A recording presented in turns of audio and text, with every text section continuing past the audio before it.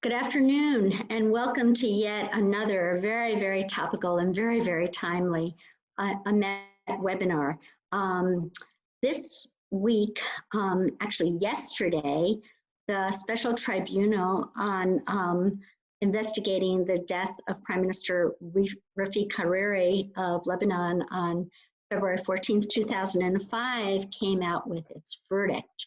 And they did convict one lower or middle manager type level member of Hezbollah.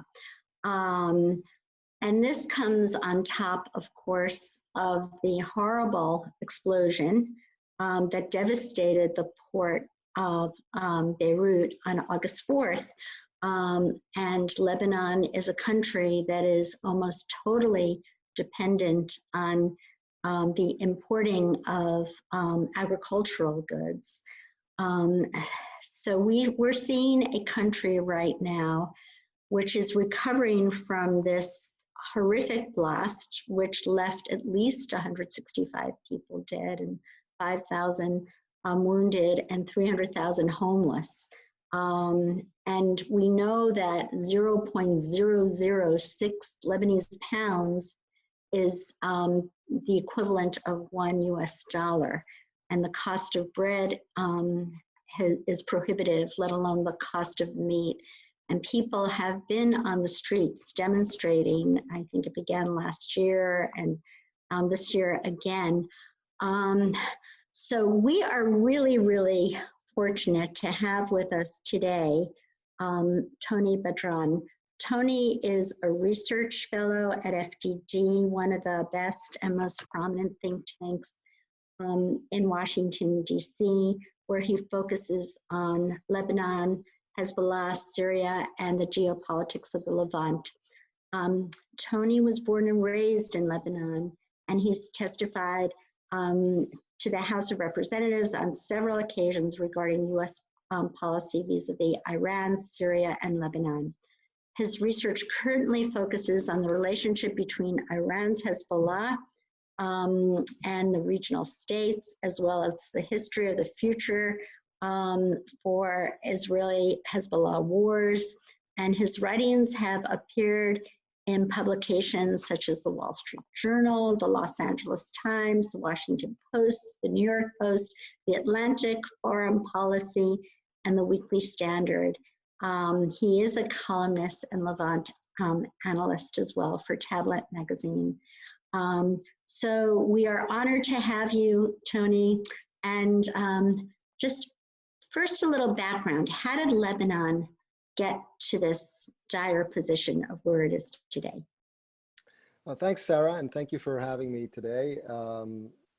So to jump right in, Lebanon, you described it as a country, and that it is. People often refer to it as a state, which I guess in the, it has all the trappings of a state. You know, it has a government, it has representation at the UN, and so on and so forth. But in any meaningful sense, as we understand states in the West, Lebanon is at, you know, it's not even a failed state. It's a facsimile of a state. It's not really what we understand to be a state. Rather, Lebanon is a consortium of prominent sectarian political, to use sort of a category from the United States in reference to the mob, families, right? So they're a handful of sectarian political families in Lebanon. In some cases, they're actually literally families, dynasties that have been that go back generations.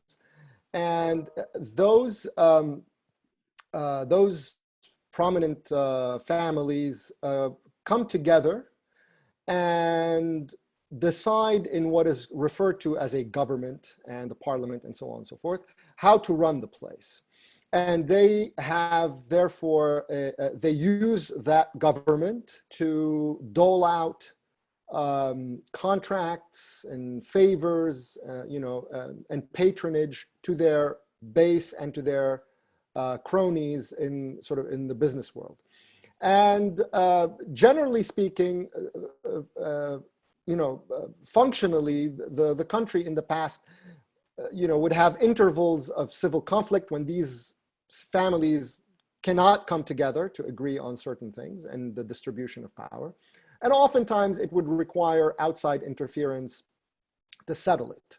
Now, since 2005, which you mentioned, which is the date of the assassination of Hariri, which led to the withdrawal from Lebanon of what had been for the 15 years prior, the outside dominant force in Lebanon, which is the Syrian regime of the Assad family, another family system.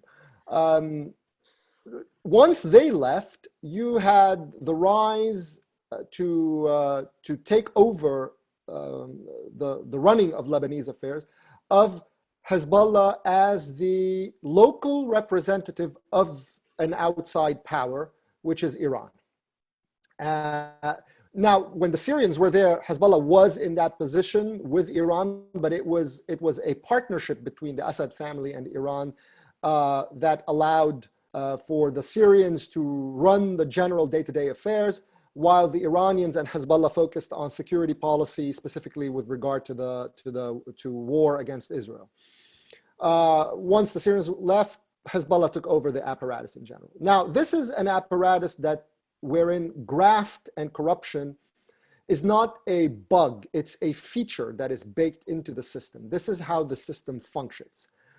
Hezbollah now had sort of grafted itself onto that existing system and metastasized it manifold.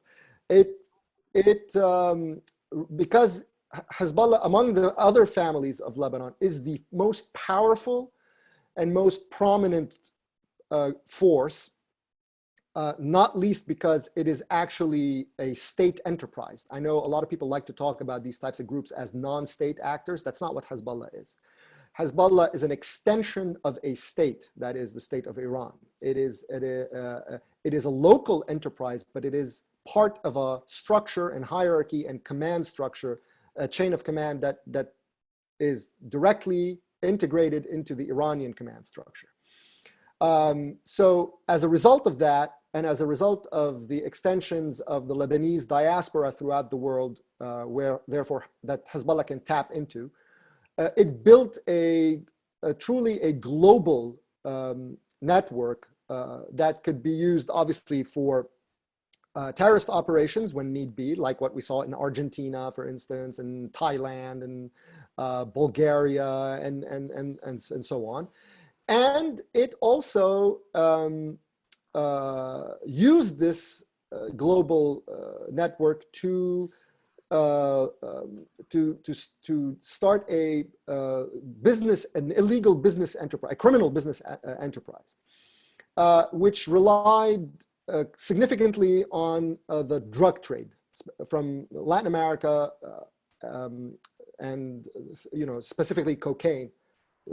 So in partnership with the cartels in Latin America and Mexico, and the proceeds from these from this trade then got laundered through Lebanon.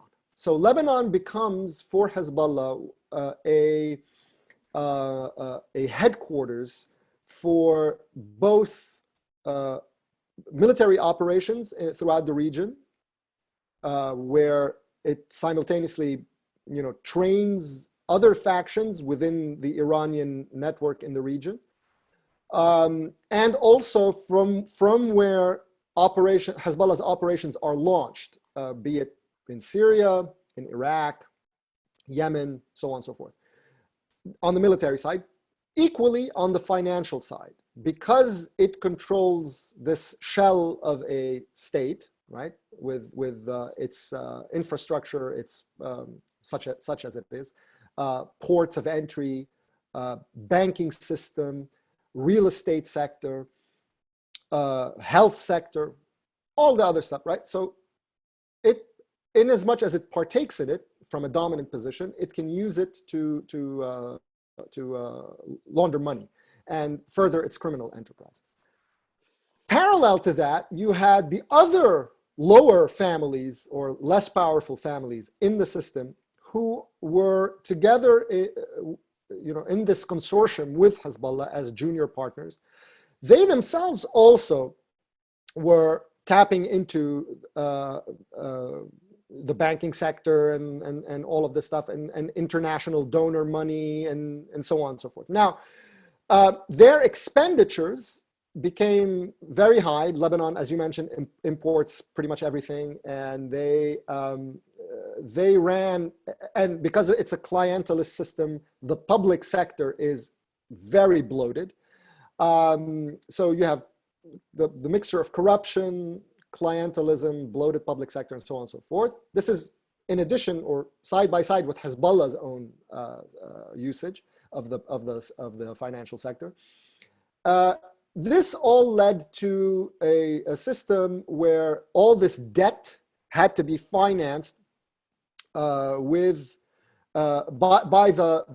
Lebanon's own banking sector, so which got exposed to the sovereign debt, and the central bank was financing it, and the Lebanese currency is pegged to the dollar. Since the end of the civil war, it's been pegged to the dollar, which means that it's artificially kept at a low price, to low value to the dollar. Now, in order to maintain that, and in order to maintain those imports and everything that you're getting from outside, you need to maintain a steady inflow of fresh dollars. The Hezbollah illegal trade supplied a lot of that. So the money laundering of cocaine proceeds and other types of illegal activity, that was dollars that Hezbollah was pumping through the system. Second one was obviously international donations and grants. The more significant one to the donations, but not necessarily to Hezbollah, is the remittances from the Lebanese diaspora that work in abroad in the Gulf, in Africa and elsewhere. Incidentally, I should note here that those who are interested specifically in this financial aspect of the crisis should check out the recently released report by FDD, authored by noted economist Jim Rickards, on the financial crisis. He crunches the numbers and gives you the details of all of how this happened and what it means and so on and so forth. So I very strongly recommend that your audience checks it out. Anyway, so two things happened that disrupted this essential inflow of cash. One, since 2011, when the United States Treasury designated the Lebanese Canadian Bank as a major money laundering concern, the Lebanese banking sector came under increasing scrutiny from the Treasury Department. Last year, we ended up sanctioning yet another bank, small bank, but nevertheless to send the message that this was still ongoing. But the Lebanese Canadian Bank designation led to lawsuits and just more scrutiny, which made it more difficult for the Hezbollah to continue to run the same amounts of money through the Lebanese banking sector. Remember, the banking sector is very vulnerable. It's a dollarized economy, but also all of its transactions go through New York. So the United States can quite literally end Lebanon's connection to the outside financial world by stopping this connection with correspondent banks in New York and so on. Anyway, so by making it more difficult for Hezbollah to launder money through the banks, the numbers of sort of the amounts of fresh dollars coming in started to drop. Then in 2014, you had the oil price drop, and so the money wasn't coming in as much from the outside from remittances. Also, as the Gulf Arab states started taking more of a hardline position vis-a-vis Hezbollah, designating it as a terrorist organization, the atmosphere for the Lebanese working in the Gulf, specifically those suspected of being sort of the environment of Hezbollah, then that also just added to the problems of remittances from abroad. Also, that affected the Gulf Arab states, specifically Saudi Arabia's desire to bail out the Lebanese. Like it used to, in the past, regularly deposit dollars in the central bank to stabilize the peg and so on and so forth. That stopped. Tourism from the Gulf Arab states, which also brought fresh money, stopped. So Hezbollah, in that sense, becomes really at the core of the crisis, in addition to the built-in corruption that implicates all the other families. So now all of a sudden you have a situation where the lifeblood of Lebanon's economy, such as it is, which is tourism and the banks. Of course, the banks is always a shady source of revenue for them, but the tourism, for instance, dried up as well. Leading also, you can add the COVID crisis later on, but that's already after the music had already stopped. So it just kind of piled on more than anything else. And that's how we reach today. Basically, all the money, the fresh money stopped. The Ponzi scheme, which is what it was, as Jim Rickards explains in the report that I mentioned, the Ponzi scheme consequently falls apart because there's no more money coming in. And the banks are revealed to be insolvent. They default on debt in March and external debt in Eurobonds that they had.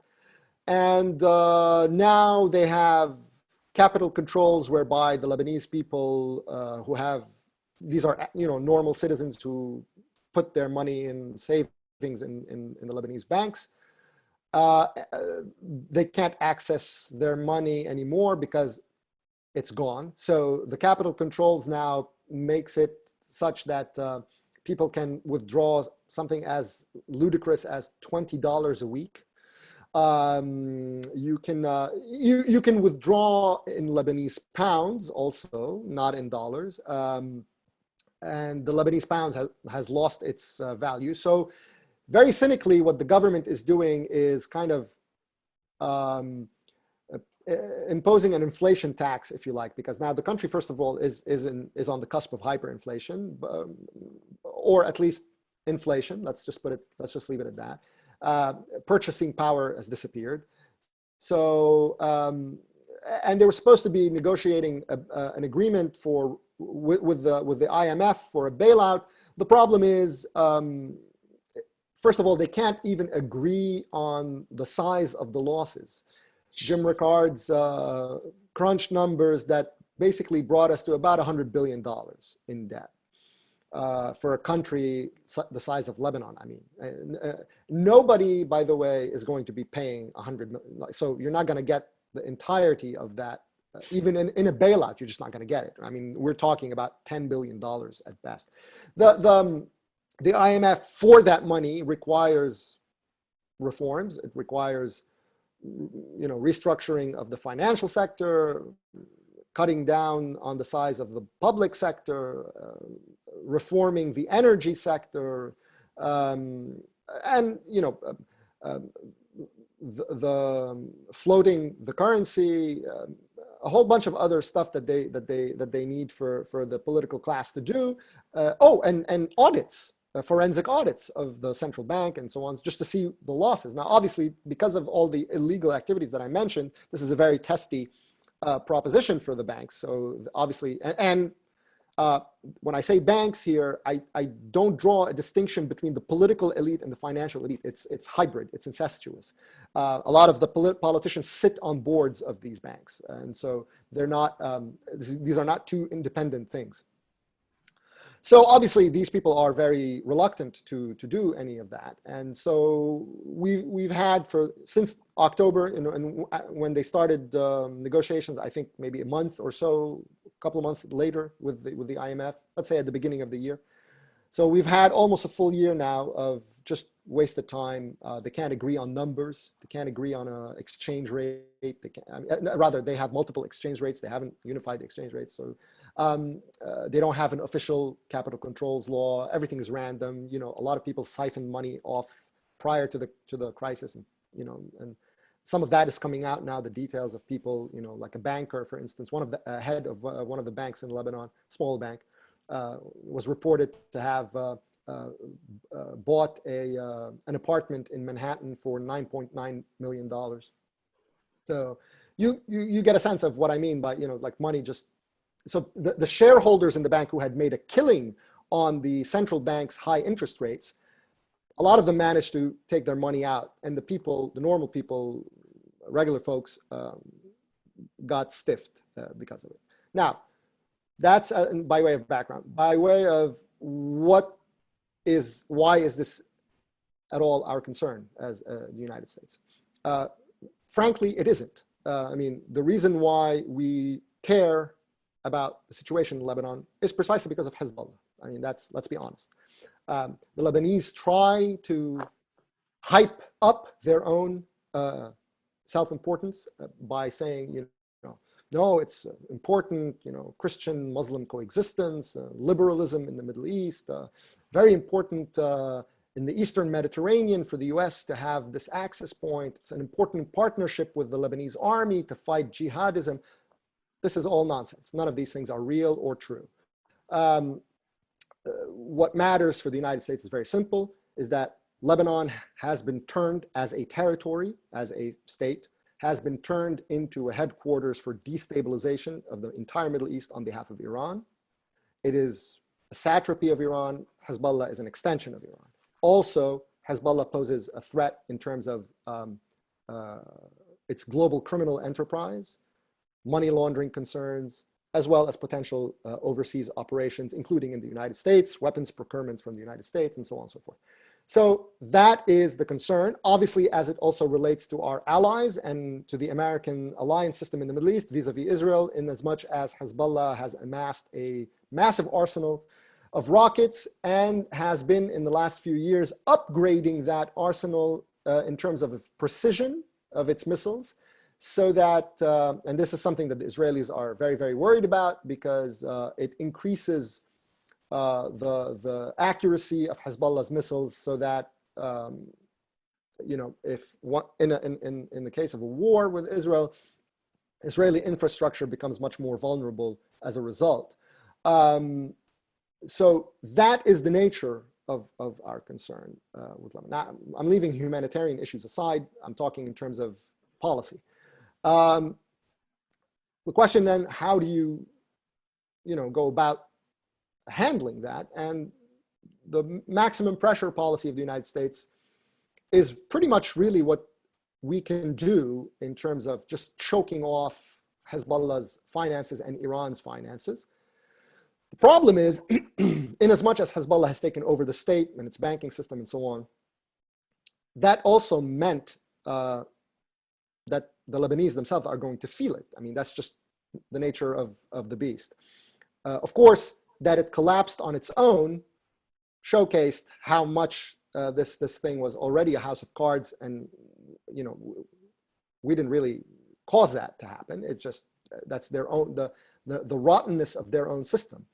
But that the impulse now to kind of revive and re-engineer the Lebanese system from the outside, or thinking that we can do that, whether it's through development aid or prior to the collapse, and still kind of as a parallel effort, the idea that by building the Lebanese army, we therefore prop up, quote unquote, state institutions in Lebanon in some form of a state building enterprise, the objective of which is unclear. So, okay, are we building up the army in order to take on Hezbollah? No, we're not. So what are we doing with it? Well, we're doing it so that the Lebanese people can see that there's an alternative. Okay, that's fabulous. And then what? Crickets. We win the narrative against Hezbollah. Terrific. Does that, at the end of us winning the narrative, does Hezbollah hand over its weapons? No, of course not. So it's just a way to just spend US taxpayer dollars on nothing. So now that is continuing, and obviously the development is the impulse to continue to try to use the crisis or the whatever leverage we have to try to engineer a new system within the Lebanese system is going to be very attractive for policymakers, and I think that's a mistake. It's not our business to engineer anything in Lebanon. It's our business that the system which allows Hezbollah to use Lebanon in the way that I described is not resuscitated in any way, right? Whether by us or anyone else. That is the essential objective of the United States. Second to that is to not allow for whatever investments in the LAF or whatever to then become leverage to be used by the Lebanese to buy themselves protection against, let's say, an Israeli attack. Because if we're invested in state institutions and infrastructure, that the Israelis, because Hezbollah uses these things that may have to destroy in a future war, we don't want to start creating deterrence for the Israelis on Hezbollah's behalf. So those are two essential elements of the United States policy that should be adhered to moving forward. But in terms of, the solution to the Hezbollah problem, it's not in our nobody, first of all, nobody said that there is a solution to the Hezbollah problem to begin with. It's a false premise. Second, if there is one, it's not our business to provide it. If the Israelis believe that they need to attack Hezbollah whenever they feel that they have crossed a certain threshold, then that's on them to do. And the United States should just get out of the way and support them in whatever way they need. If the United States cannot leverage its aid to the LAF for the LAF to take care of Hezbollah, then that should stop. It's not our business it's the LAF's business, it's the Lebanese business to find a solution to Hezbollah, whatever that may be. Our job is to just choke it off. That's it. And not try to create fanciful policies that do nothing.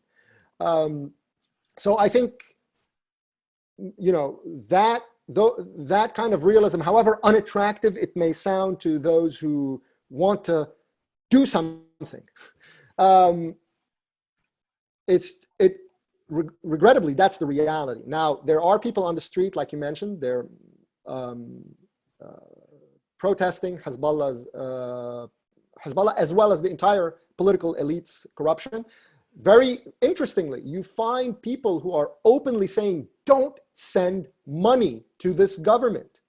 Don't send money to this government. They came up to the French president when he visited, said the same thing to him.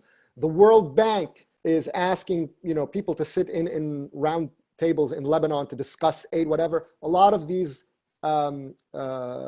people who work in finance and development in Lebanon have written to them and published it on social media.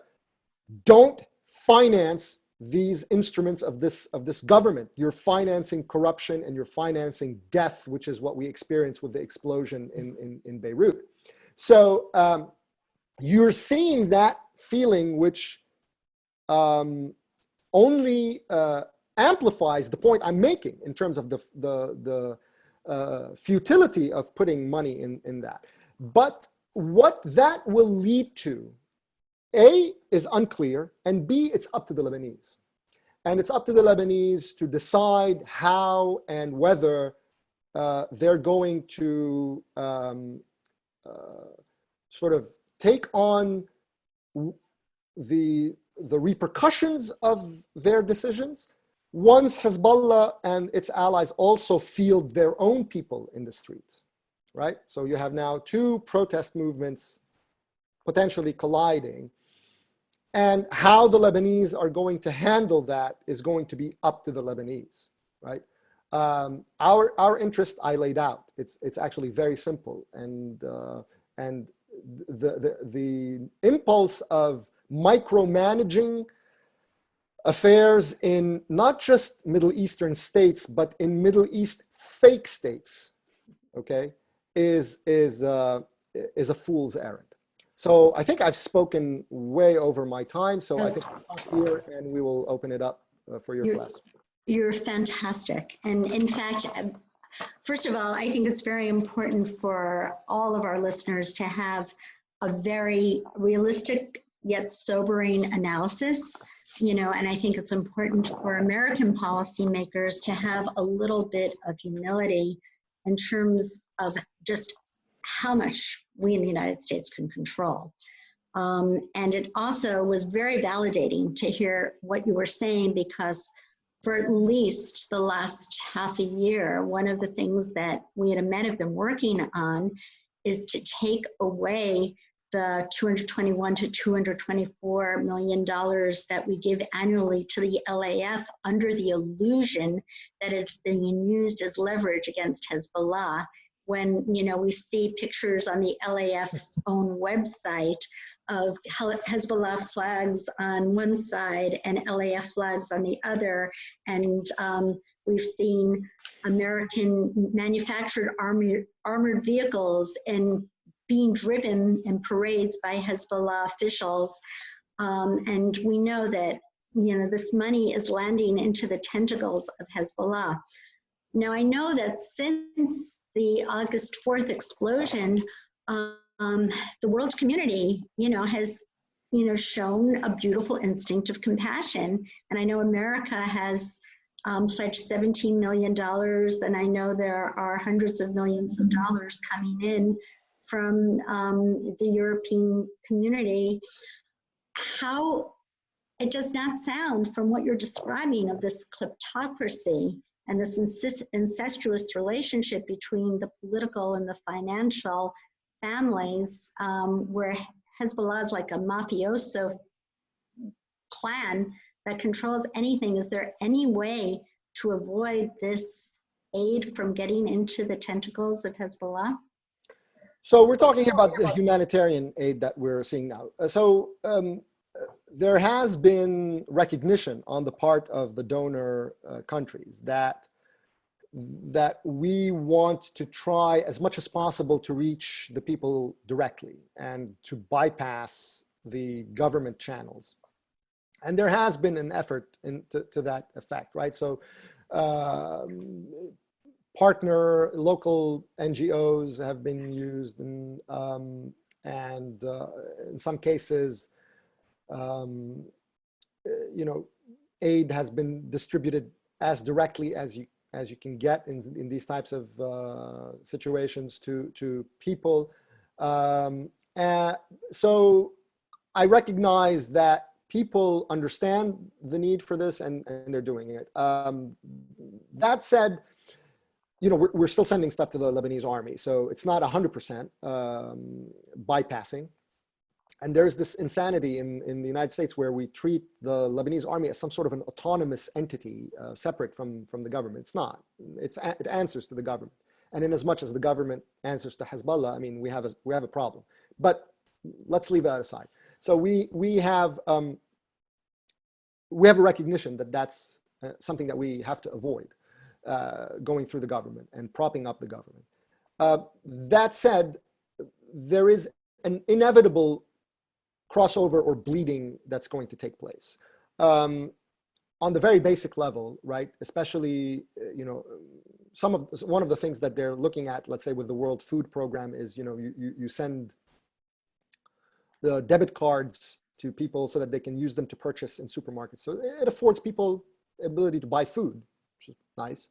But, you know, you're now introducing fresh money into a system that needs it. So you are relieving, one way or another, subsidies that the government was supposed to pay for. for instance, fuel now is being brought in from Iraq. A German company is offering to provide electricity to a section of the, a certain amount of electricity for a year that will service, thousands of people.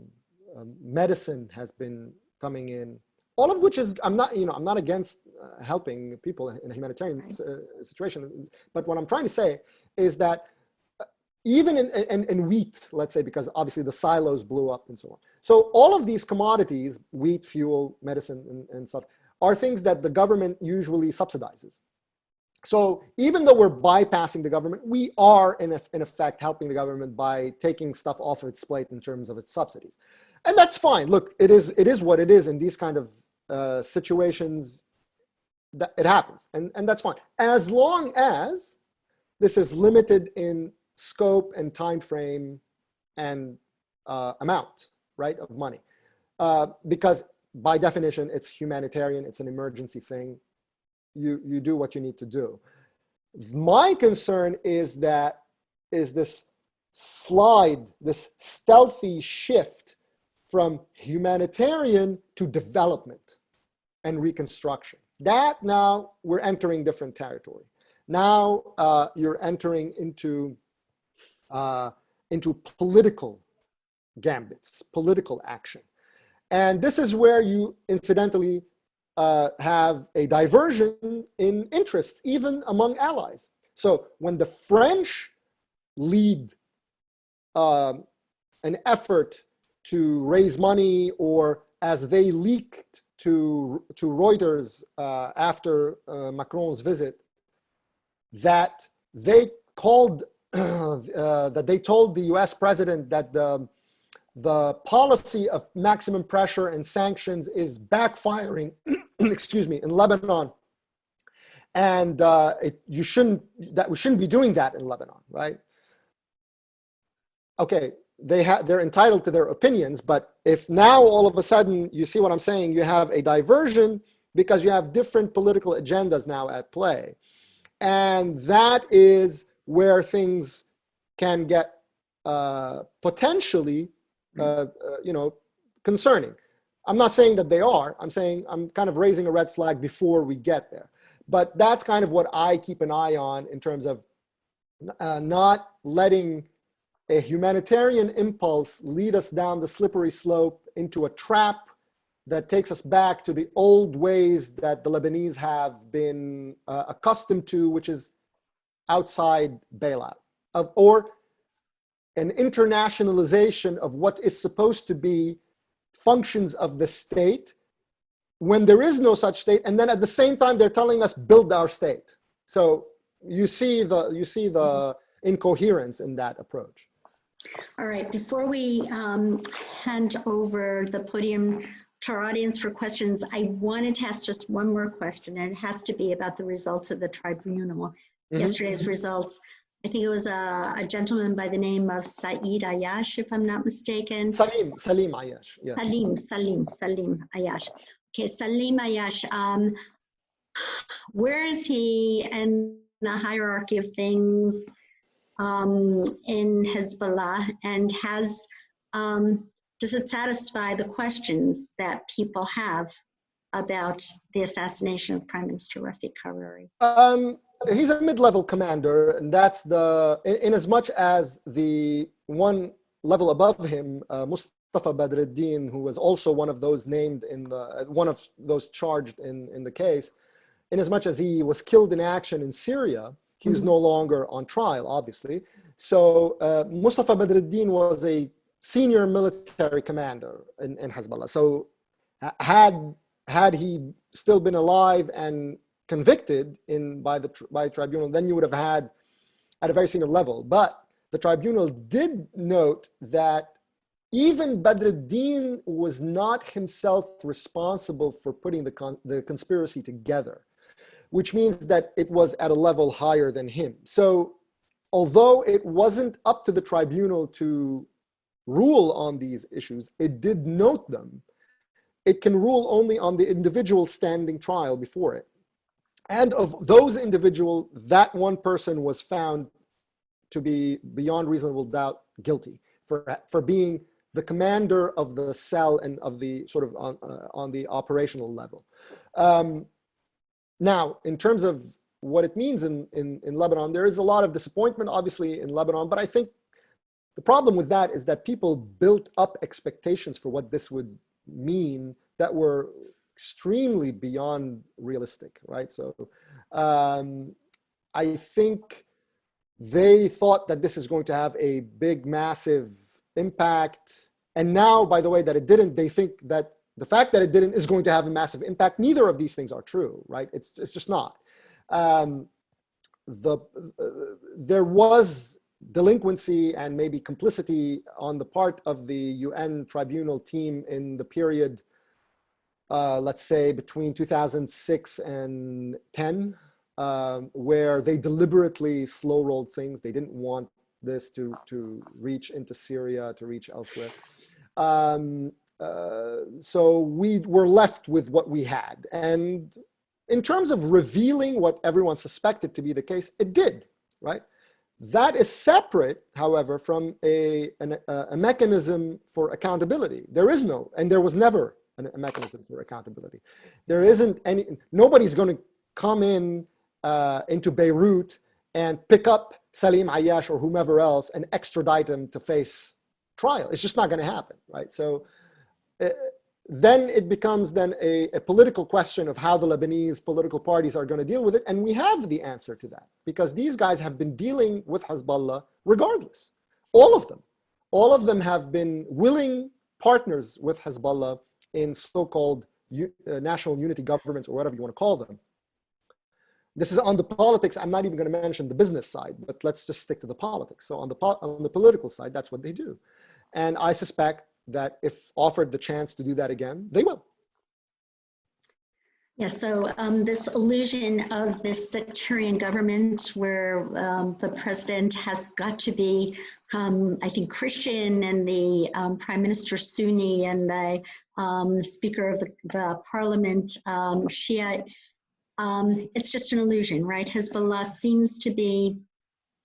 Well, I mean, it's not. It is what it is, right? It's the system Right. is the system. Right. Yes, they have to. They divide it up along sectarian lines, but Right. the orchestrator of this order is Hezbollah, and that is acknowledged by everyone. I mean, readily, right? They sit at the head of the table, and what if they say we don't want this, we don't want that? It doesn't happen. Just pure and simple. So.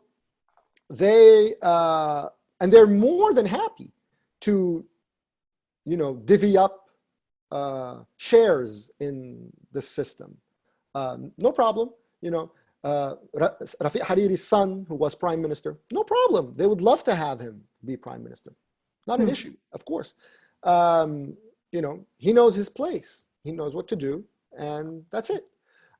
Same applies to others, I mean, now, and again, you mentioned the Christian president. I mean, the party of the Christian president, which is the largest, has the largest representation among the Christian factions in Lebanon, is the party that has been officially allied with Hezbollah since 2006, with a memorandum of understanding, right? So, very openly pro-Hezbollah. So this is an important point because a lot of people in the United States have this misconception that we in the United States have to tailor our policy along sectarian lines as well in favor of Christians because the Christians in Lebanon inherently are assumed to be pro-American, whereas they are openly, in this case, the biggest party among the Maronite Christians, openly allied with Hezbollah. So I think people in this case are falling back on obsolete models and time periods. Basically, like let's say in 1982, when you had some of the Maronite factions allied with Israel against the Palestinians, and so on. And even that, incidentally, was never clear cut. Okay, but leave that aside. That's not where Lebanon's reality is today, and has not been for a long, long time. Wow. And now we're going to hand it over to our wonderful Director of Communications, Sarah Leah Thompson, who'll read some of the questions that have come in. And I apologize in advance if we don't have time to cover all of the questions. Sarah Leah? Great. Thank you, Sarah. And thank you so much, Tony, for joining us today on the webinar. So our first question, do you think that Hezbollah's claim that Israel is responsible for the explosion in Beirut will be believed by the Lebanese people? No, it's not. I mean, there are people who have voiced suspicions and that they heard aircraft prior to the explosion, but this is just their minds playing tricks on them. It's just the nature of the explosion. It doesn't appear to be the case. The case is an explosion of the ammonium nitrate. What caused the fire that led to that is still in a matter of debate. They're saying it's fireworks, which incidentally is, as ridiculous as it sounds, is entirely plausible in the context of Lebanon. If you understand how the port operates, entirely plausible. Could it have been some sort of an ammunition cache? Possibly, we don't know, but there's no evidence that has come out to that effect. But I know Hezbollah has since then kind of started to move towards implicating Israel one way or another. Nobody in Lebanon is pointing really, as a critical mass, is pointing the finger at Israel. They're pointing the finger at the corrupt politicians that run their lives. Got it. Thank you. The next question we have, given the anti-Hezbollah mood in Lebanon, what, if any, leverage can be used and by whom to try to force Hezbollah to remove its missiles from civilian areas or even out of Lebanon completely? So this goes back to what I was saying about our policy with the LAF and incidentally UNIFIL. And this is a topical subject because it's coming up for renewal at the end of the month. The LAF would be the instrument for this. That's why we're training and funding them. But of course, the LAF is not an autonomous entity, and it's not some sort of a separate organism from the sectarian society of Lebanon. And it moves at the directives of the political authorities, which not only are dominated by Hezbollah, but which include Hezbollah, which makes it a non-starter, right? So it's a ridiculous proposition, which is why we should stop funding it, incidentally. But I mean, that's why we should stop funding it. Not because, oh, it's penetrated by Hezbollah, it has Hezbollah. No, it's because the whole point, the whole mechanism by which the LAF operates in the context of the political order makes it a non-starter for it to move against not just Hezbollah, but against any major stakeholder within that system. That's the whole point, because it is beholden to it. It is responsible to it. It answers to it. It takes directives from it.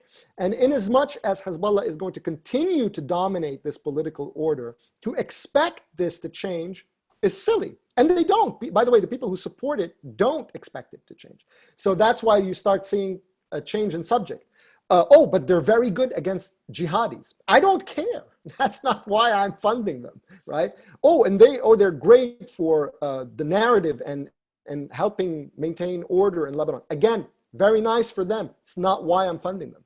So that would have been one. The second, in the area of operations, you would have to include also UNIFIL, whose mandate is to create from the Litani River to the Blue Line an area that's free of all military activities and presence and infrastructure and so on and so forth. Obviously, this is a failure. Part of the reason why it's a failure is because the mandate requires for UNIFIL to coordinate all of its activities with the Lebanese authorities. So we're back to square one. Now the UNIFIL is up for renewal at the end of the month. The mandate's up for renewal, and there's debates as to what the United States should do, and there are reports that the administration wants to lower the numbers of the troops and to reduce the mandate period from 1 year to 6 months, and so on and so forth, all of which is very nice. The much more effective thing to do, the only really meaningful course of action, is to veto the renewal of UNIFIL. Just pull the curtain, end this whole sad charade entirely, because none of it is going to change, because all the other members of the Security Council have a vested interest in the continuity of the status quo. They're not going to agree to a change of mandate. So we're just kind of,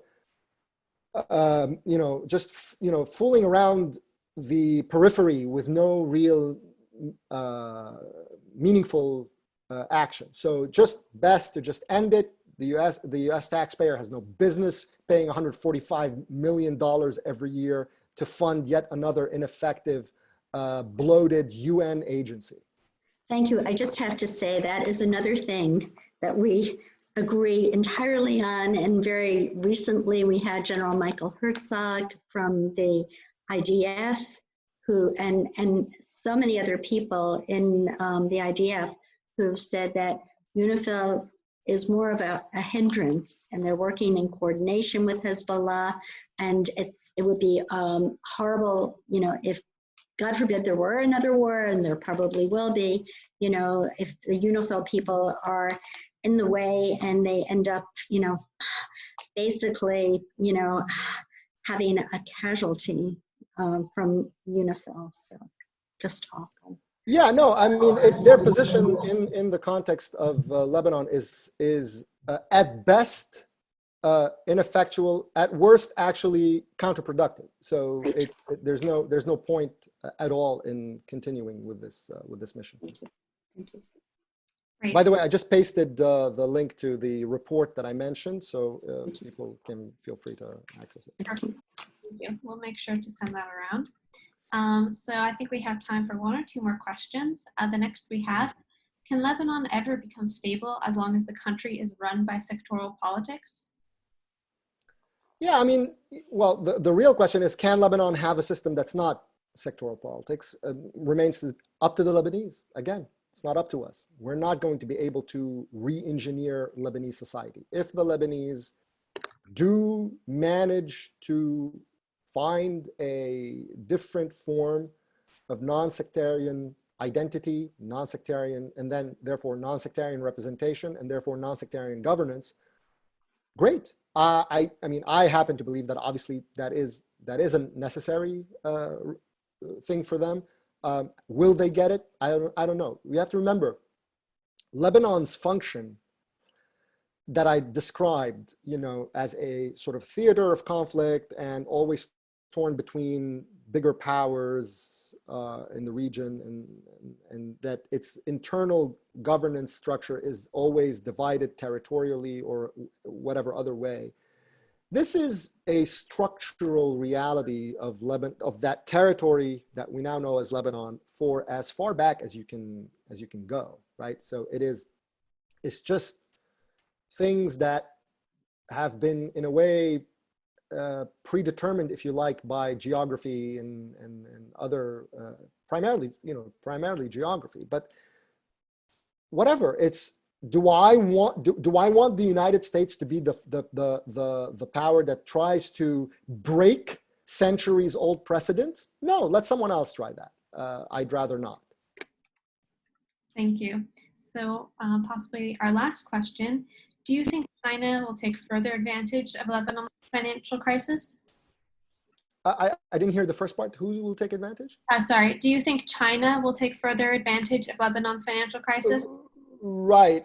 So it's actually an important question, because that's going to be one of the talking points that the Lebanese lobbyists and operatives are going to bombard us with moving forward, to say why it is critical for the United States to compete and outspend and invest so that the Chinese don't take it over. 2 points. First, the Lebanese have already been offering their services to the Chinese for years now. Namely, they offered them control over the port of Tripoli in northern Lebanon several years back, 4 or 5, maybe more years. There was very modest Chinese interest. They did come in, they did put some money, they did help them with expanding the port infrastructure. and the basins and whatnot. And there have been ships coming in, but nothing at this on the scale that the Lebanese thought they were going to get. Now we're hearing, well, they're interested in building railways. They're interested in building, maybe coming in on the port, although it's not really clear if that's true. The port of Beirut, and so on. I would be very cautious, and resist what's going to be inevitable alarmism that's going to be coming at us from Lebanese lobbyists to make us do something, right? So that's number one. Number two, let's say they do, so what? Okay, I mean, let's remember, I mean, most of this infrastructure, if there's going to be war with Israel in the future, it's very likely to be destroyed. I don't want to be sinking money into Lebanon, into something that is eventually likely going to be turned to rubble. Let the Chinese have their investment turned into rubble. I'm not interested in doing it. I have one question that comes up in typed up. I don't know if you want to read that as well, or do you want me to read it? Which question? So there's question about sanctions. Trump administration policy toward Lebanon seems strangely disconnected with its hardline policies against Iran, Hezbollah. Why have we been funding the Lebanese army? I think I addressed that. Why have we not threatened Aoun and other pro-Hezbollah politicians with sanctions? We have.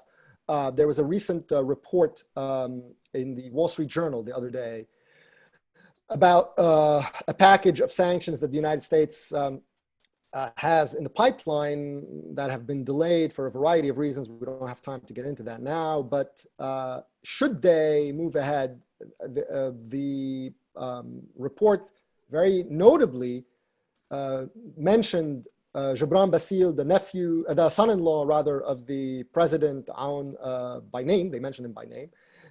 And by the way, when David Hale, from the State Department, visited Lebanon just now, he made a point to skip meeting with Gibran Basil. So there's an expectation that Basil is likely to be hit at some point if these sanctions do move forward, which we don't know.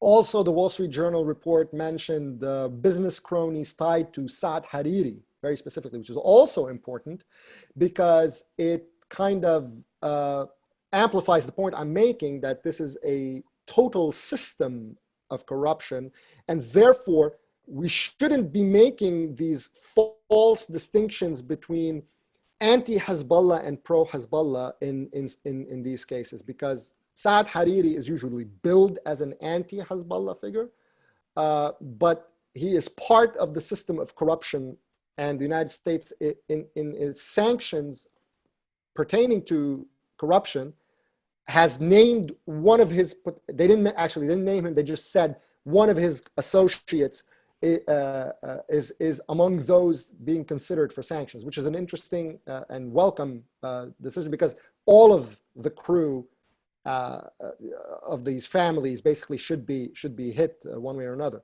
And yeah, I guess that's my answer.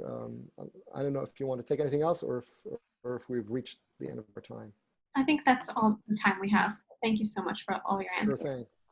Wow, thank you so much, Tony. I actually think I am going to send the recording of this to everyone we've been meeting with over the last 6 months, particularly those who have been saying that it's necessary to fund the LAF as leverage against Hezbollah, and they have been meeting with people in the Department of Defense who have said that this money is necessary, which is absolutely, astounding to me, because when we speak to people who've been on the ground and they say, there's no distinction between the LAF and Hezbollah anymore. What are we talking about? But somehow the wisdom in the DOD is that, yes, this money is very important for leverage.